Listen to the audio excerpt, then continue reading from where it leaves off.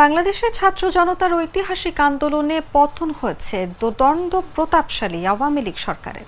বিক্ষোভের মুখে গত 5ই আগস্ট প্রধানমন্ত্রীর পদ থেকে পদত্যাগ করে দেশ ছেড়ে পালান শেখ হাসিনা। এই ঘটনায় অনুপ্রাণিত করেছে পাকিস্তানের ছাত্রদের, বিশেষ করে সাবেক প্রধানমন্ত্রী ইমরান খানের সমর্থকদের। এখন তারাও বাংলাদেশের মতো ছাত্রদের হাত ধরে বিপ্লবের আশা করছেন।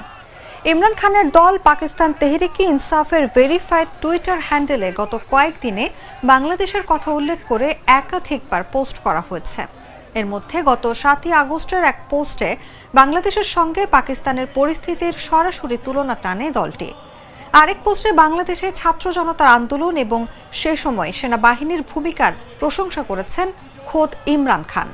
তার ভেরিফাইড টুইটার হ্যান্ডেল থেকে দেওয়া ওই পোস্টে বলা হয়, বাঙালি জনগণ তাদের অধিকার ও গণতন্ত্র রক্ষার জন্য ঐক্যবদ্ধ ও দৃঢ় সংকল্পের মাধ্যমে যেভাবে নিপীড়নমূলক ব্যবস্থা থেকে নিজেদের মুক্ত করেছে তা প্রশংসনীয়। গোটা আন্দোলনের মধ্যে বাংলাদেশের সেনা প্রধান যেভাবে অরাজনৈতিক থেকে পরিস্থিতি সামাল দিয়েছেন তারও প্রশংসা করা উচিত।